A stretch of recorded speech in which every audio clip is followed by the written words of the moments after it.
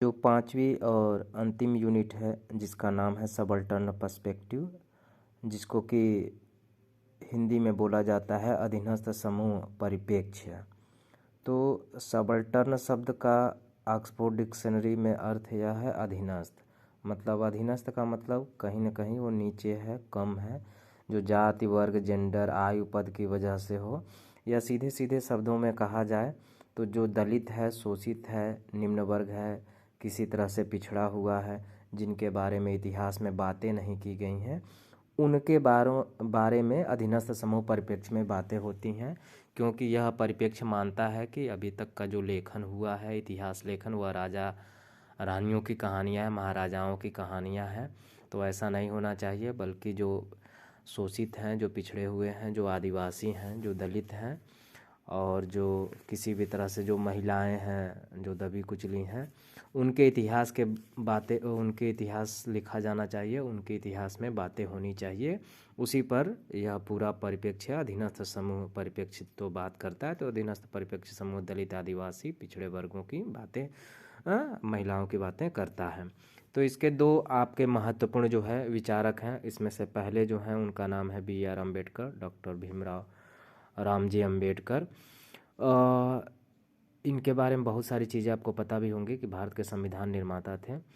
तो doctor B.R. Ambedkar का जन्म 14 अप्रैल 1891 को मध्य प्रदेश के इंदौर ज़िले के महू नामक गांव में हुआ था, महार जात में हुआ था, जो कि महार जात मूलतः महाराष्ट्र की जाति है, जो कि अस्पृश्य जाति मानी जाती है, यानी जिसके साथ छुआछूत होता रहा। इनके पिताजी का नाम था रामजी सकपाल और माता का नाम था भीमाबाई। अंबेडकर के बचपन का नाम था भीम सकपाल।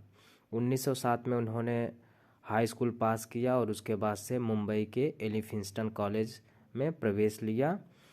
और उसके बाद से जब वहाँ से इन्होंने हाई स्कूल पास किया तो बहुत ज़्यादा जो है प्रसन्न हुए महाराजा गायकवाड़ की, कोई अनुसूचित जात से पहली बार इतना मेधावी छात्र निकला है। तो उन्होंने 25 रुपये की छात्रवृत्ति प्रदान की और उसी छात्रवृत्ति के बेसिस पर बम्बई के एलिफिंस्टन कॉलेज में ही उन्होंने 1913 में अपनी स्नातक की उपाधि भी पूरी की। और वही स्कॉलरशिप मिला जो जारी रहा। तो 1913 में डॉक्टर अम्बेडकर अमेरिका के कोलंबिया यूनिवर्सिटी में गए और कोलंबिया यूनिवर्सिटी में ही 1913 में उन्होंने 1915 में अपना MA पूरा किया और 1916 में उन्होंने PhD की उपाधि प्राप्त की। और यहाँ पर जो PhD था उनका हुआ था एंशिएंट कॉमर्स इन एंशिएंट इंडिया, इसको लेके था। और 1921 में वह लंदन स्कूल ऑफ इकोनॉमिक्स में प्रवेश लिए। वहाँ पर भी उन्होंने MSc किया और MSc डिग्री के साथ उसके बाद उन्होंने PhD की हासिल भी ली। और PhD का जो उनका शोध का विषय था द प्रॉब्लम ऑफ रुपी 1922-23 में। और इसी के आधार पर, द प्रॉब्लम ऑफ रुपी के आधार पर ही बाद में और दो उनके शोध पत्रों के आधार पर रिजर्व बैंक ऑफ इंडिया की स्थापना हुई थी। तो लंदन विश्वविद्यालय से उनको यह उपाधि मिली थी PhD की। डॉक्टर अंबेडकर 1923 में भारत लौटे और उन्होंने वकालत शुरू कर दी और दलितों के उत्थान के लिए उन्होंने काम शुरू कर दिया। डॉक्टर अंबेडकर के ऊपर प्रोफेसर ड्यूनबी, TH Green, Fabians, Edwin Seligman जैसे विद्वानों के विचारों का प्रभाव था। डॉक्टर अंबेडकर प्रोफेसर ड्यूनबी के मानवतावाद एवं उदारवाद के विचार से बहुत अधिक प्रभावित थे। 20 मार्च 1927 को उन्होंने महार सत्याग्रह किया, क्योंकि दलितों को पानी पीने का अधिकार नहीं था। वह सार्वजनिक स्थानों से पानी नहीं पी सकते थे। तो 20 मार्च 1927 को उन्होंने महार सत्याग्रह किया। 1930 में उन्होंने all India depressed class association के अध्यक्ष का पद ग्रहण किया। 24 सितंबर 1932 को गांधी और अंबेडकर के बीच में एक पूना पैक्ट हुआ, जो SC और ST के लिए था, यानी शेड्यूल कास्ट, अनुसूचित जाति और अनुसूचित जाति के आरक्षण के लिए था। 1936 में इन्होंने इंडिपेंडेंट लेबर यूनियन बनाई, जिसका बाद में नाम all India scheduled caste federation हुआ। 1942 में गवर्नर जनरल काउंसिल के सदस्य बनाए गए। 3 अगस्त 1949 को भारत सरकार के लॉ मिनिस्टर का पदभार इन्होंने संभाला। और संविधान निर्माता तो हैं ही, आप लोगों को अच्छे से पता है। 1955 में भारतीय बौद्ध सभा का निर्माण किया। 14 अक्टूबर 1956 को नागपुर में लाखों समर्थकों के साथ बौद्ध धर्म को स्वीकार किया और इनकी मृत्यु हुई 6 दिसंबर 1956 को, जिसको कि बोला जाता है अंबेडकर का महापरिनिर्वाण दिवस।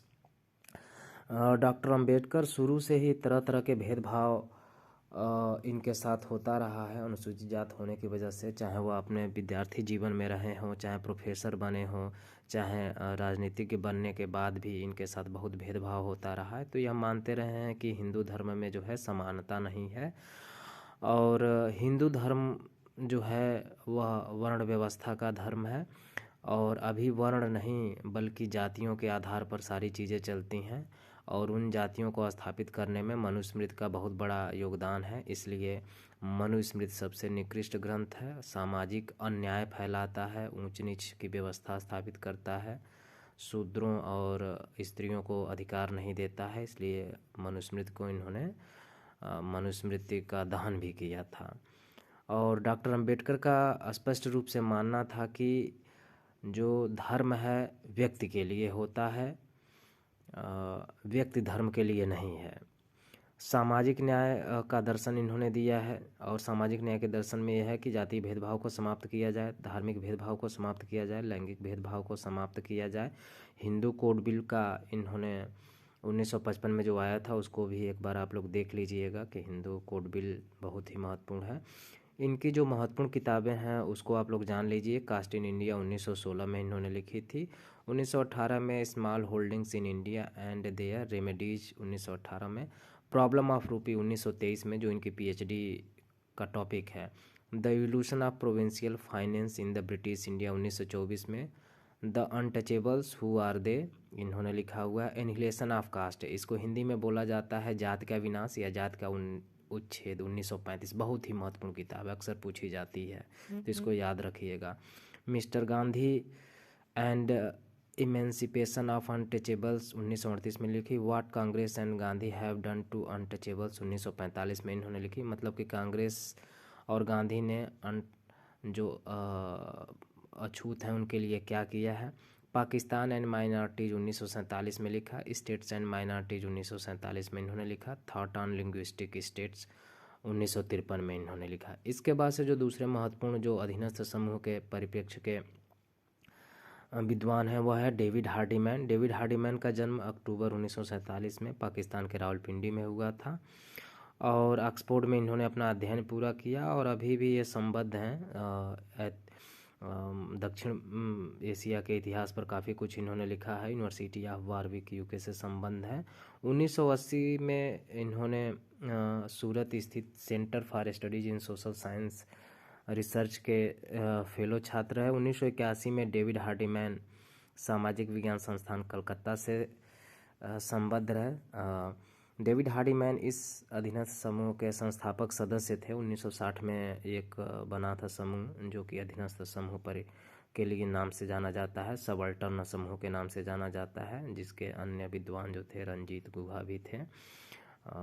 उनके साथ उसमें से डेविड हार्डीमैन में थे। 1982 में उनकी जो भी रचनाएं प्रकाशित हुई बाद में वह सारे अधीनस्थ समूह परिप्रेक्ष्य की थी, क्योंकि वह आदिवासियों, किसान, मजदूरों, दलितों इन्हीं की बातें करते हैं। 1960 के दशक में इन्होंने दक्षिण एशिया के इतिहास पर अपना अध्ययन केंद्रित किया और डेविड हार्डीमैन द्वारा किया गया विभिन्न अध्ययन जो है वो जो प्रमुख रूप से है दक्षिण गुजरात में देवी आंदोलन, प्रतिरोध की उत्पत्ति, बनियों को दूध पिलाना, यह सब महत्वपूर्ण है। यही चीज़ें आपको याद रखनी। डेविड हार्डीमैन ने जो देवी आंदोलन जो है दक्षिण गुजरात में हुआ और इसमें आदिवासियों का उन्होंने अध्ययन किया। आदिवासियों के सामाजिक सुधार लाने की कोशिश की गई और इसका नेतृत्व भी आदिवासियों ने स्वयं ही किया। और जो है देवी आंदोलन की बात वो किस में करते हैं, अपनी पुस्तक कमिंग ऑफ देवी में। पश्चिम भारत के साहूकार जो लोग थे वह क्या करते थे, आदिवासी जो सीधे साधे थे उनको जो है शोषण करते थे, उनका तरह तरह के उनकी ज़मीनें हड़प लेते थे, सूद के नाम पर उनके साथ चीज़ें करते थे। तो 1921 में जो वहाँ के मछुआरे थे उन्होंने देवी आंदोलन शुरू किया, जिसमें देवी आके कहती हैं कि नहीं 2 बार नहाना है, स्वच्छता का ध्यान रखना है, पारसी और मारवाड़ी हैं उनको भगाना है, यह कहना है मांस नहीं खाना है। इस तरह की चीज़ों के माध्यम से आदिवासियों ने अपने को काफ़ी राजनीतिक रूप से सशक्त किया और सामाजिक रूप से भी वो सशक्त हुए और अपने शोषण के खिलाफ भी अपने आप को मुक्त किए।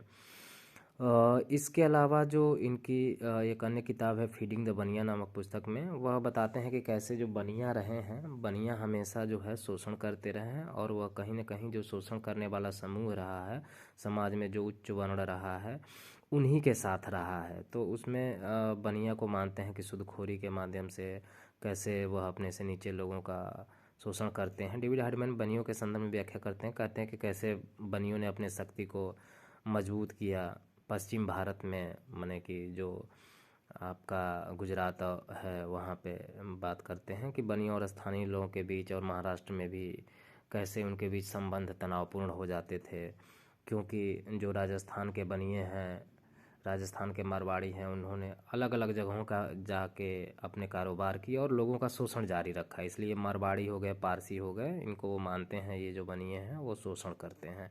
इनकी जो महत्वपूर्ण किताबें हैं वह है 1980 में आई इनकी महत्वपूर्ण किताब है the quit India movement in Gujarat, मतलब कि भारत छोड़ो आंदोलन, गुजरात में भारत छोड़ो आंदोलन 1980 की किताब है। इसके अलावा 1981 में एक किताब आई थी और उस किताब का नाम है peasant nationalist of Gujarat Kheda district. 1917 से 1934 के बीच जो है किसानों ने बहुत बड़ा आंदोलन किया था गुजरात में। खेड़ा डिस्ट्रिक्ट पर इनका अध्ययन किया, तो खेड़ा डिस्ट्रिक्ट का जब भी नाम आएगा आप लोग याद रखिएगा, उस पर अध्ययन इन्होंने किया हुआ है। कौन ने? डेविड हार्डीमैन ने। 1981 की किताब है the coming of Devi Adivasi assertion in western India, 1987 में आपको ऊपर बताया ही गया है। ये भी बहुत ही महत्वपूर्ण किताब है। पीजेंट रेजिस्टेंस इन इंडिया, 1958 से 1914 के बीच जो किसानों का एक तरह से आप बोल सकते हैं प्रतिरोध हुआ, उसको लेके 1992 में यह किताब आई। Subaltern studies essays in honour of Ranajit Guha, 1994 में इन्होंने लिखा। और feeding the bania peasant and usurers in western India, मतलब कि जो बनिया हैं वो कैसे किसानों और एक तरह से जो सूदखोर रहे हैं उनका संबंध कैसे रहा, 1996 में किताब आई फीडिंग द बनिया। इसके अलावा उनकी जो अन्य किताबें हैं Gandhi in his time and ours, 2003 में आई। हिस्ट्रीज फॉर सब ऑर्डिनेटेड, 2006 में आई। Missionaries and their medicine, a Christian modernity for tribal India, 2008 में। आदिवासियों के लिए काफ़ी कुछ इन्होंने किया। तो यह सारी चीज़ें आप लोग याद रखिए। बाकी आप लोगों के एग्ज़ाम के लिए आप लोगों को ऑल द बेस्ट।